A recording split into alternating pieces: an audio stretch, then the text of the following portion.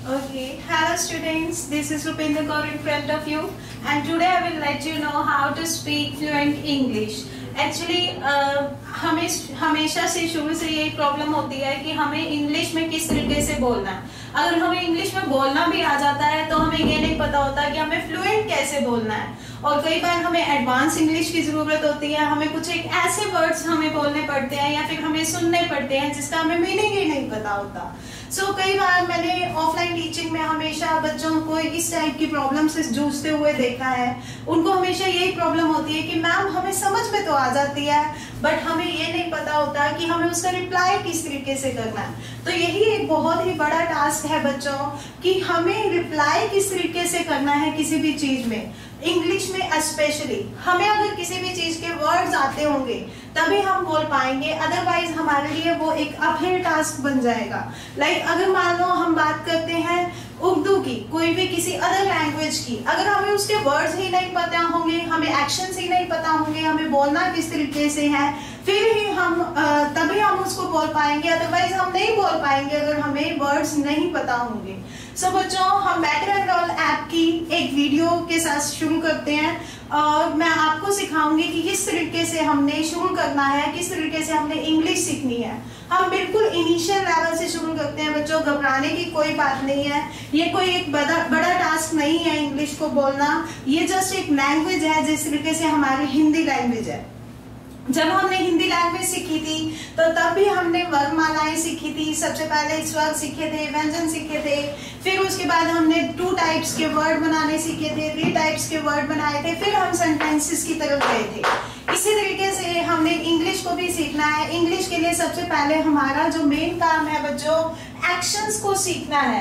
अगर हमारे को पता होगा कि एक्शंस को किस टाइम पे किस तरीके से रिप्रेजेंट किया जाता है तभी हम उसको बोल पाएंगे, उसको समझ पाएंगे और उसको सुन पाएंगे। आज हम स्टार्टिंग करते हैं कि हमें करना क्या है। एक्चुअल में किसी भी चीज की स्टार्टिंग से पहले हमें पता होना चाहिए कि हमें जाना कहाँ है, हमें पहुंचना कहाँ तक है। तो आज के लेक्चर की वीडियो के लिए आपको इन चीजों ये चीजें सिखाई जाएंगी। पहला है जी लर्न अबाउट सेंटेंसेस। सेंटेंसेस के बारे में हम सीखेंगे कि सेंटेंसेस होते क्या है। क्या सेंटेंसेस सिर्फ और सिर्फ ग्रुप ऑफ वर्ड्स होते हैं या फिर उनका कुछ ना कुछ और मीनिंग होता है। फिर उसके बाद हम सीखेंगे एक्शंस के बारे में। पहले भी आपको बता चुकी हूँ, एक्शंस बहुत मैटर करते हैं। आपको नॉर्मल एक्शंस जो हैं वो हमेशा पता होते हैं, जैसे सोना, सोने को इंग्लिश में क्या बोलते हैं, स्लीप। चलना, चलने को इंग्लिश में क्या बोलते हैं, वॉक। नॉर्मल एक्शंस हैं ये।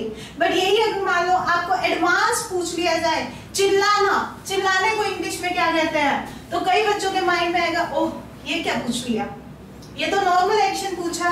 बट इसी तरीके से बहुत सारे एक्शंस ऐसे होते हैं जिसके बारे में हमें नॉलेज ही नहीं होती कि उन्हें बोलना क्या है। अगर हमें बोलना ही नहीं आएगा तो हमारे को वर्ड्स ही नहीं आएंगे तो हम किस तरीके से उसको रिप्रेजेंट कर पाएंगे।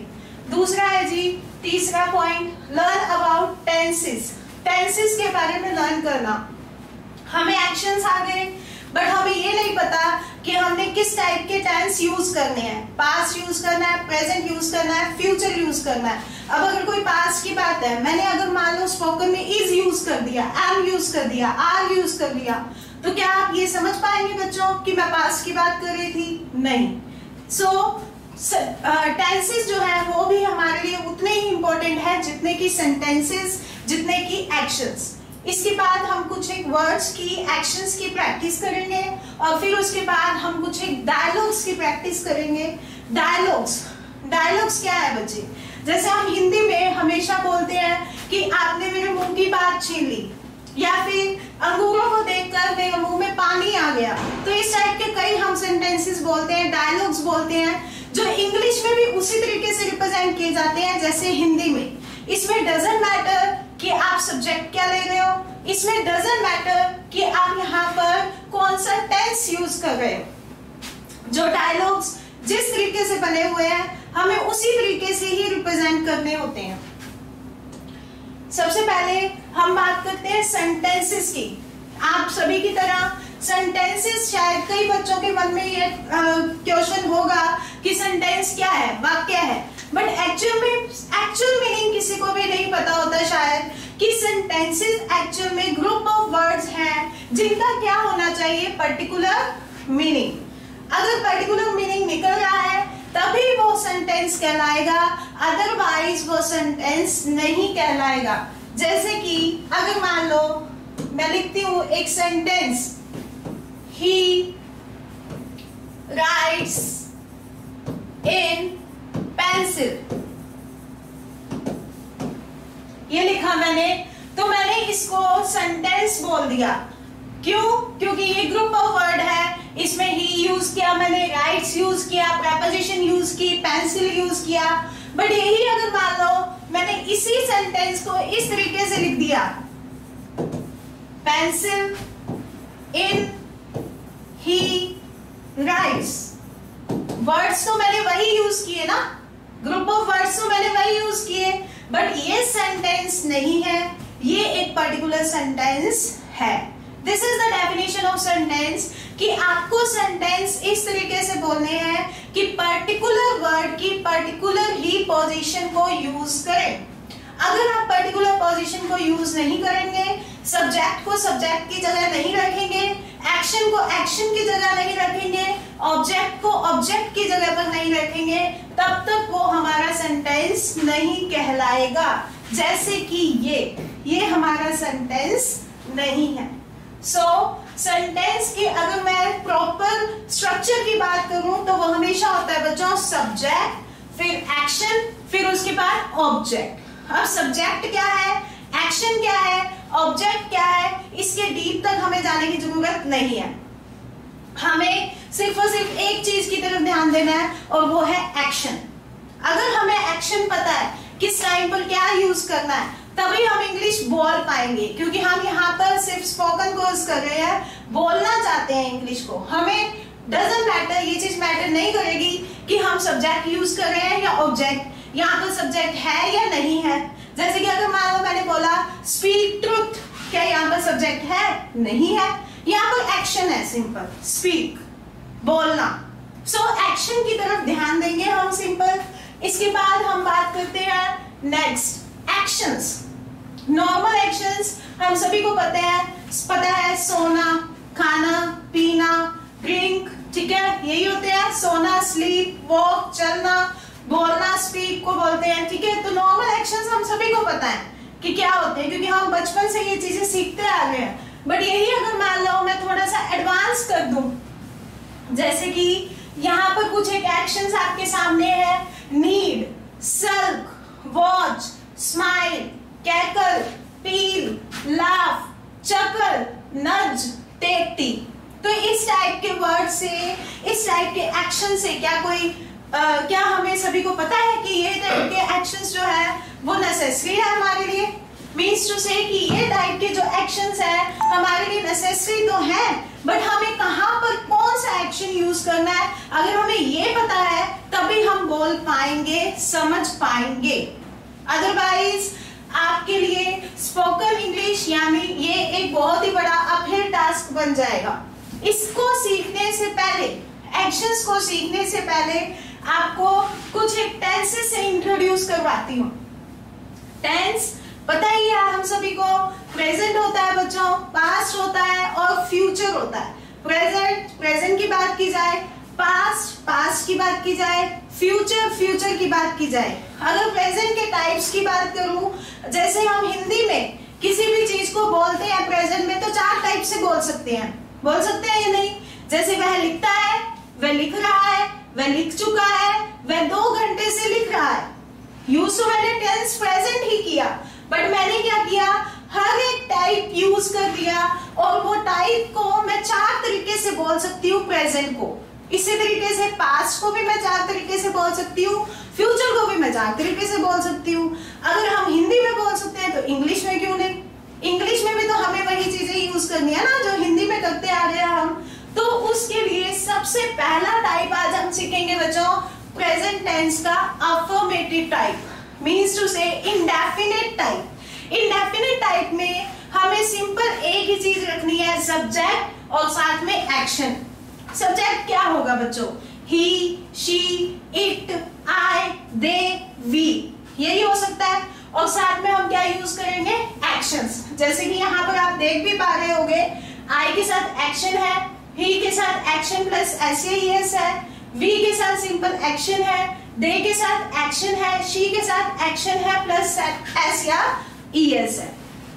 तो बस इस चीज का थोड़ा सा ध्यान रखें कि एक्शन के साथ हम एस या ईएस कब यूज करेंगे। एक्शन के साथ एस या ईएस हम तब यूज करेंगे इंडेफिनिट में जब हमारे पास सिंगुलर है, जैसे कि यहाँ पर शी सिंगुलर है, यहाँ पर ही सिंगुलर है। बाकियों के साथ हमने एस या ईएस यूज नहीं करना।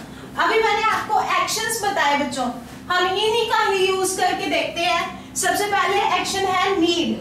नीड इसका मतलब होता है गूंथना किसी भी चीज को, जैसे आटे को गूंथना होता है तो हम बोल सकते हैं नीड फ्लोर, ठीक है। अब यही अगर मान लो मैंने सब्जेक्ट यानी कि जो फर्स्ट पार्ट जो एक्शन कर रहा है वो ले लिया मैंने ही। अगर मैंने ही ले लिया तो मैं क्या लगाऊंगी बच्चों साथ में नीड्स, सिंपल नीड्स यूज करूंगी KNEADS, और इसका मतलब क्या होता है बच्चों गूंथना। नेक्स्ट है हमारे पास सेक्शन टेक टी, चाय लेना, यानी कि जब भी हम चाय पीते हैं तब हम उस टाइम पर ड्रिंक टी यूज नहीं कर सकते, उसके लिए हमें लेना होता है टेक, ठीक है। टेक वर्ब लेनी होती है। अब यही अगर मान लो यहाँ पर मैंने एक्शन करने वाला ले लिया दे, तब हम कैसे करेंगे, तब हम बोलेंगे सीधा इंडेफिनिट में दे टेक टी, क्योंकि दे प्लूरल है इसीलिए। इससे नेक्स्ट हम बात करते हैं सल्क। सल्क इसका क्या मतलब होता है बच्चों रूठना। जब कोई पर्सन किसी से रूठ जाए तो उसके लिए हम यूज करते हैं ये वाला एक्शन सल्क, ठीक है। तो अगर मान लो मैंने यहाँ पर आई ले लिया तो मैं यहाँ पर इसके साथ अगर एक्शन लगाना चाहूंगी तो क्या लगेगा सिंपल सल्क, आई सल्क। ही लगाऊंगी तो वो क्या बन जाएगा ही सल्क्स। नेक्स्ट है जी नज। नज मतलब कि कोहनी मारना, कोहनी से किसी को बुलाना। जैसे अगर मान लो हमारे पास हमारा फ्रेंड हमारे साथ खड़ा है और हम उसको बोल के नहीं बुला सकते, बट अगर ऐसे हल्की हल्की सी कोहनी मार दे उसको तो उसके लिए हम एक्शन यूज करते हैं जी नज। अगर यही मैंने यहाँ पर उठा लिया जी शी सब्जेक्ट को तो मैं यहाँ पर क्या लगाऊंगी नजिस, एस लग जाएगा पीछे, सिंपल। नेक्स्ट है वॉच।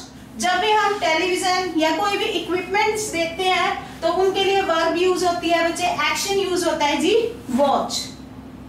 तो अगर सिंगुलर है तो पीछे ईएस लगा दो, अगर प्लूरल है तब हम सिंपल वॉच बोल देंगे। नेक्स्ट है जी चकल। चकल इसका मतलब होता है हंसना, बट किस टाइप का हंसना बच्चों, खिलखिलाकर हंसना, जो हमारे को अच्छा भी लगे, जो हमारे लिए सूदिंग भी हो सुनना उसकी हंसी को। सो चकल मीन्स ऐसा हंसना जो कि क्या हो जी सूदिंग हो, ये एक एक्शन है। स्माइल।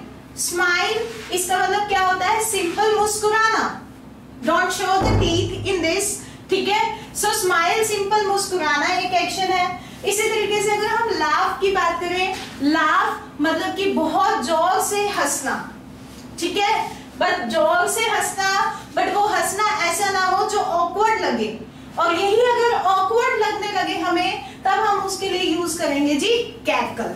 कैकल एक ऐसी वर्ब है जो हमारे को हंसने के लिए यूज करनी होती है, बट कई बार ऐसा होता है ना कि जहां पर हंसने की जरूरत ना हो बट हम हंस दें और गंदे तरीके से हंस दें, तब हम उस टाइम पर वर्ब यूज कर सकते हैं जी कैकल। नेक्स्ट है जी पील। पील एक ऐसा एक्शन है जो कि किसी चीज के छिलके उतारने के लिए यूज होता है। जैसे कि अगर हमें आलू के छिलके उतारने हो तब हम एक्शन यूज करेंगे जी पील। Is that clear to everyone? I hope so, सभी को क्लियर होगा। इसके बाद हम नेक्स्ट बात करते हैं जी कुछ एक डायलॉग्स की। डायलॉग्स तक जाने से पहले सबसे पहले मैं बच्चों आपको ये बता देना चाहती हूँ कि ये तो सिर्फ 10 एक्शन थे। अगर हम इसी तरीके से एक्शन की प्रैक्टिस करते रहे तो हमारे पास अगर एक दिन में 10 हो गए हैं तो 10 दिन में 100 हो जाएंगे, और हमारे लिए नॉर्मल इंग्लिश बोलनी जो है वो इतना बड़ा टास्क नहीं रहेगी। सिर्फ एक्शंस को सीखने से आपको इंग्लिश आनी शुरू हो जाएगी। नेक्स्ट हम बात करते हैं जी कुछ एक डायलॉग्स की। डायलॉग्स जैसे कि ये तुम्हारे बस की बात नहीं है, अगर हमें इंग्लिश में बोलना हो तब हम यूज करेंगे this is not your cup of T. I repeat my words. This is not your cup of tea.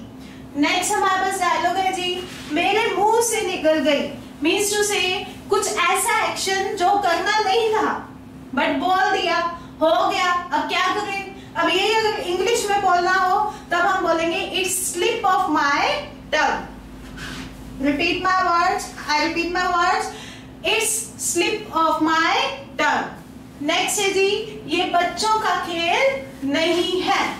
अगर हमें ये बोलना हो तब हम बोलेंगे it's not a cake walk या फिर it's not a piece of cake. दोनों यूज कर सकते हैं हम वर्ड फ्रेजेस। नेक्स्ट है जी हमारे पास एक ढूंढो हजार मिलेंगे।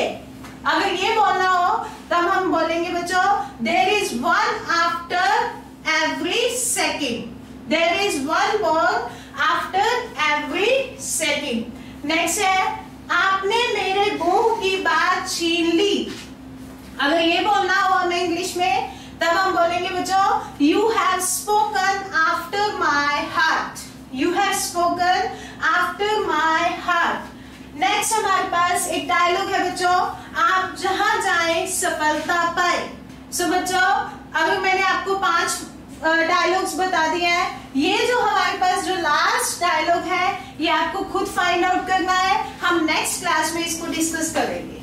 So that's end of your lecture. Enjoy your day and stay connected with Badam Agro Lab. Thanks.